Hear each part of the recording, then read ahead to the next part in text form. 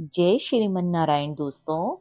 आज हम सुनेंगे वैशाख महात्म्य कथा के 8वें अध्याय को, जिसमें सती ने जब अपना देह त्यागा था तो शिवजी द्वारा दक्ष प्रजापति ने किस प्रकार यज्ञ का विध्वंस कर दिया था।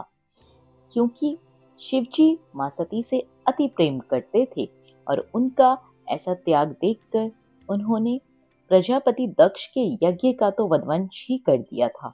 तो सारी कथा सुनने के लिए वीडियो को अंत तक जरूर देखें। दोस्तों, तदंतर राजा मैथिल ने कहा, हे ब्राह्मण, जल दान न करने से राजा का 3 जन्म तक चातक होना और फिर मेरे घर में ग्रह गोधिका का होना ठीक ही हुआ। उसने अधर्मी कर्मों के अनुरूप तथा साधु महात्माओं की सेवा न करने से गिद्ध की योनि पाई, परंतु आपने जो ये कहा है कि उसे 7 जन्म तक कुत्ते की योनि मिली, ये बात मुझे बहुत ही आश्चर्यजनक प्रतीत होती है, जबकि उसने न तो महात्माओं को कष्ट दिया और न ही किसी गरीब को सताया। उसने सेवा नहीं की, अतः उसे फल नहीं मिलना चाहिए था क्या? बिना कारण ही उसे कुत्ते की योनि क्यों मिली? हे विप्रवर, मैं आपका प्यारा शिष्य हूँ, आप मेरे इस संशय को कृपा करके दूर कीजिए। राजा के प्रश्न को सुनकर महायशस्वी श्रुतदेव जी धन्य है कहकर कहने लगे, हे राजन, हे पापरहित, जो तुमने पूछा है उसका समाधान मैं तुम्हें बताता हूँ। ये बात कैलाश के शिखर पर शिवजी ने माँ पार्वती से कही थी। सब लोगों को रचना कर उनकी पारलौकिक और इहलौकिक 2 प्रकार की स्थिति बताई जाती है, जल सेवा, अन्न सेवा और औषधि सेवा। हे महाभाग, ये तीनों इस लोक की स्थिति के हेतु है। ऐसे ही साधु सेवा, विष्णु सेवा और धर्म सेवा, ये तीनों परलोक की स्थिति के हेतु है। इस लोक में हेतुओं का करना तत्काल धन संपत्ति देता है, परंतु वे ही किसी विशेष कारण से अनर्थ का कारण हो जाते हैं। अप्रिय बातें कहना भी दुख का हेतु कारण होता है। यहाँ हमें एक पुराना इतिहास वर्णन करते हैं, जो ऐसा पापनाशक और अद्भुत है, जिसके सुनने से रोमांच हो जाते हैं। यज्ञ दीक्षा के उपंगत दक्ष प्रजापति एक समय महादेव जी को बुलाने कैलाश पर गए। उन्हें देखकर उन्हीं की भलाई सोचते हुए महादेव जी ने उठकर उनका आदर नहीं किया। शिवजी ने सोचा, मैं संपूर्ण देवताओं का गुरु हूँ, वेद से जानने योग्य सनातन हूँ, चंद्रमा और इंद्र आदि यज्ञ भाग लेने वाले हैं। स्वामी सेवक का अभ्युत्थान नहीं देता। स्वामी सेवक के आने पर पति स्त्री के लिए, गुरु शिष्य के लिए कभी नहीं उठते, ऐसे शास्त्र वेताओं का मत है। गुरुत्व में संबंध कारण नहीं होता, यह श्रुति वाक्य है। जिसमें बल, शांति, दान तथा तप होता है, वही प्राणियों का गुरु होता है। नीच ही सेवक होते हैं, जो स्वामी की आज्ञा से उठते हैं। जो स्वामी स्वयं भृत्यादि के लिए उठते हैं, उनकी आयु, धन और यश तत्काल ही नष्ट हो जाते हैं, इसलिए मुझे उठना उचित नहीं है। ये मेरे प्यारे ससुर हैं। ऐसा विचार कर दक्ष प्रजापति की भलाई सोचकर महादेव जी अपने आसन से नहीं उठे।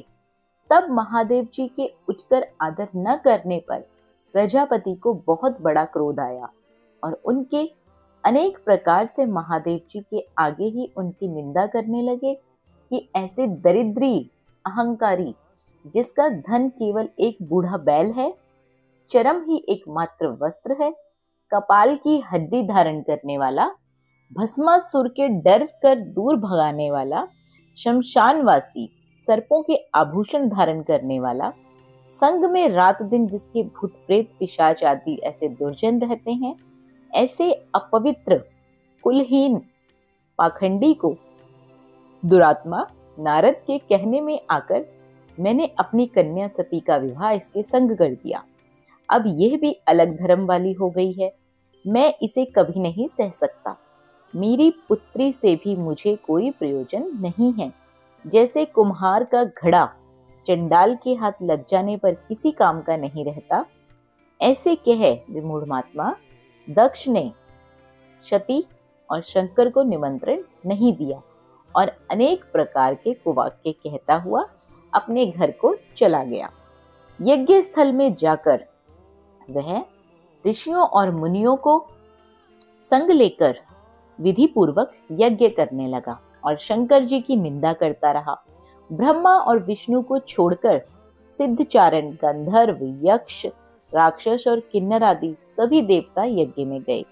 तब सती को अपने कुटुंबियों से मिलने की और उत्सव को देखने की बड़ी इच्छा हुई। स्त्रियां थोड़ी स्वभाव की चंचल होती हैं। महादेव जी के मना करने पर भी उन्होंने वहां जाने की मन में ठान ली। महादेव जी बोले, हे महादेवी, तुम्हारे पिता दक्ष सभा में बैठकर मेरी सदा निंदा करते हैं, जो तुमसे नहीं सही जाएगी। तुम निश्चित ही अपना शरीर त्याग दोगी। अतएव तुम अपने पिता के घर बिल्कुल मत जाओ, वहां जाने से तुम्हारा कल्याण नहीं है।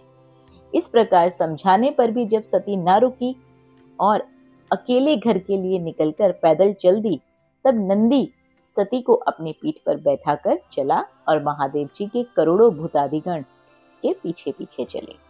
सती जी पहले महलों में गई। वहां किसी के न बोलने पर उदास होकर महादेव जी की बात को याद करने लगी। फिर यज्ञ मंडप की ओर आई। वहां पर भी दक्ष प्रजापति और सभा के सब लोगों को अपनी तरफ न देखकर और किसी के न बोलने पर सती जी वहीं खड़ी होकर रुद्र की आहुति तक पिता की चेष्टा करती रही। जब दक्ष के रुद्र को छोड़कर आहुति दी तो सती आंखों में आंसू भरकर आकुला कर बोली, जो लोग बड़ों का अपमान करते हैं उनका कल्याण कभी नहीं होता। जो संसार के रचने वाले हैं, संसार का पालन करने वाले हैं, सबके स्वामी हैं और अविनाशी हैं, तुमने उन रुद्र को आहुति नहीं दी है।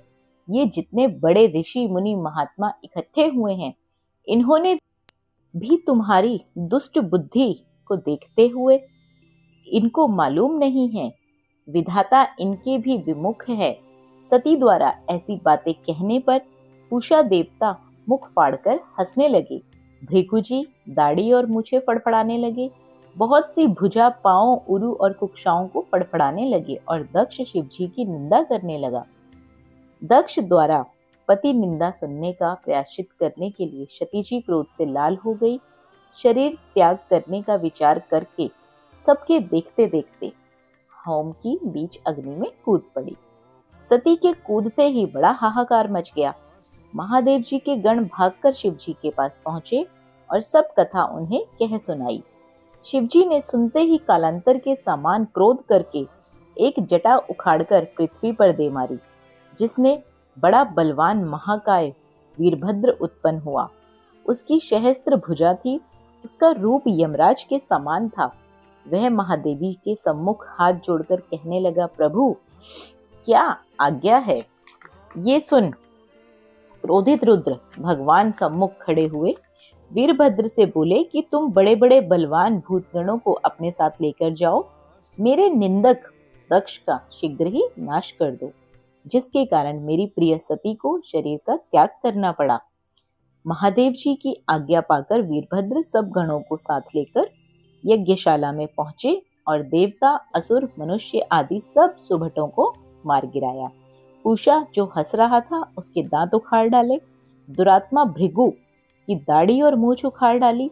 जिसने जो जो अंग फड़फड़ाया था उसके वही अंग वीरभद्र ने उखाड़ फेंके। भृगु जी के मंत्र बल के दक्ष के सिर की रक्षा होने के कारण बड़े उद्यम करने पर भी जब सिर न कटा, तब रुद्र ने स्वयं आकर उस दुरात्मा दक्ष को सिर से काट डाला, अलग कर दिया और यज्ञ में जो जो आए थे उन सबका संहार कर शिवजी गणों सहित कैलाश को वापस चले गए। जो मरने से बचे थे वे ब्रह्मा की शरण में गए। तब ब्रह्मा जी सबको संग में कैलाश और शिवजी के पास लेकर गए और अनेकों स्तुति कर महादेव जी का क्रोध शांत करके तथा उनके साथ लेकर यज्ञशाला में पहुंचे। जितने यज्ञशाल में मारे गए थे उन सबको जीवन दान दिया। सदाशिव ने दक्ष की धड़ पर बकरे का सिर रखकर जीवन दान दिया। इसी कारण शिव उपासकों की उनकी प्रसन्नता के लिए बम बम बम किया जाता है। ऐसे ही बकरे की दाढ़ी भृगु जी के मुख पर लगा दी, पूषा के दांत नहीं लगाए, उससे कहा यह अन्न को पीसकर खा लिया करेगा। इस प्रकार किसी का किसी के अंग लगाकर सबके अंग जोड़ दिए, उन सबका कल्याण कर दिया। दक्ष का यज्ञ पूरा कराकर सब देवता अपने अपने स्थानों को चले गए और शिवजी नैष्ठिक ब्रह्मचार्य का व्रत धारण कर गंगा तट पर पुत्रांग वृक्ष के नीचे तप करने लगे।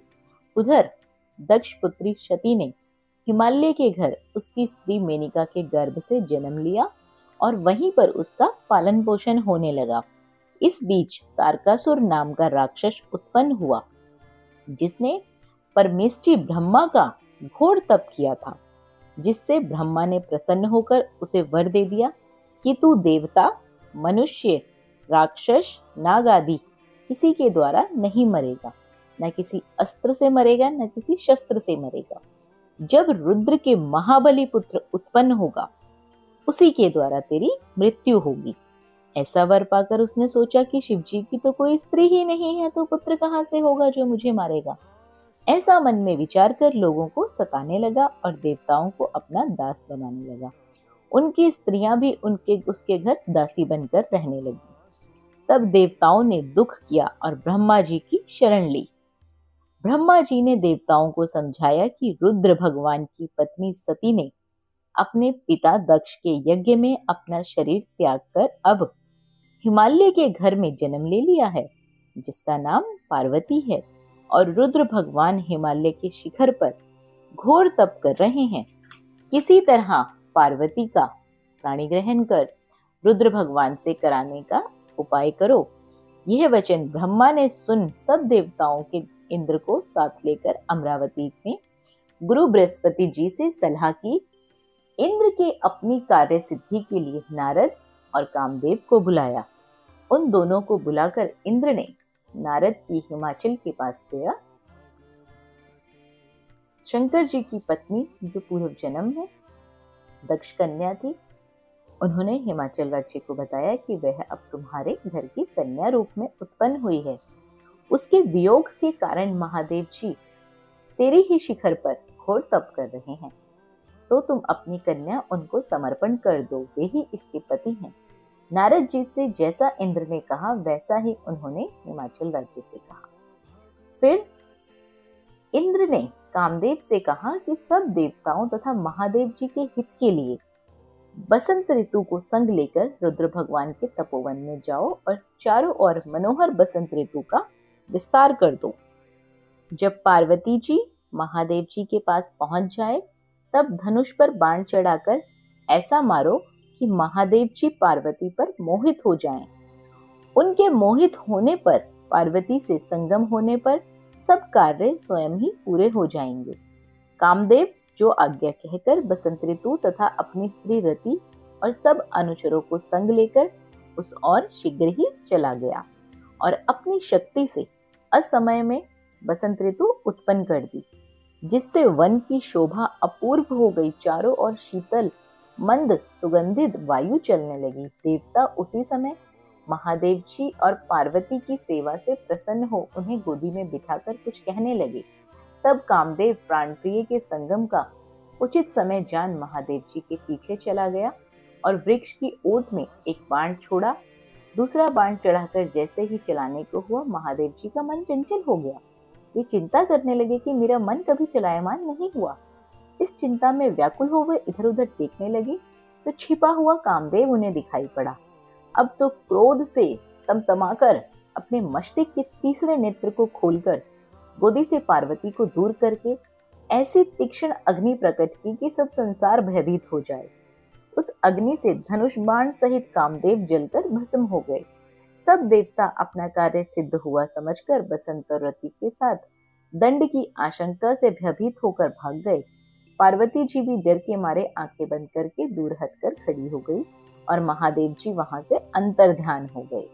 महादेव जी के हित की इच्छा करने वाले देवताओं को फल की सिद्धि प्राप्त नहीं हुई, उल्टा अनर्थ ही हो गया। जो कोई साधुओं के संग दुष्टता करते हैं उनका कामदेव जैसा हाल होता है। कार्य सिद्धि के लिए संतों की सेवा अवश्य करनी चाहिए। साधुओं की सेवा न करने से इक्ष्वाकु के पुत्र ने दुख भोगा और अनेक बुरी योनियों में जन्म लिया। रुद्र का अप्रिय करने से कामदेव का क्या हाल हुआ। जो इस पुण्य चरित्र रूपी इतिहास को सुनते हैं वे जन्म, मृत्यु, बुढ़ापा आदि से निसंदेह ही छूट जाते हैं। आगे का जो कथा वर्णन है वो आप लोग 9वें अध्याय में सुनेंगे। तो आगे की कथाएं को सुनने के लिए चैनल को सब्सक्राइब कर लीजिए, साथ ही बेल आइकन के बटन को दबा लीजिए ताकि जैसे ही कथा चैनल पर आए आप लोगों को नोटिफिकेशन पहुंच जाए। कथा पसंद आई हो तो कमेंट बॉक्स में हर हर महादेव जरूर लिखें। वीडियो को लाइक और शेयर करना बिल्कुल ना भूलिए। ज्यादा से ज्यादा अपना प्यार दें। धन्यवाद।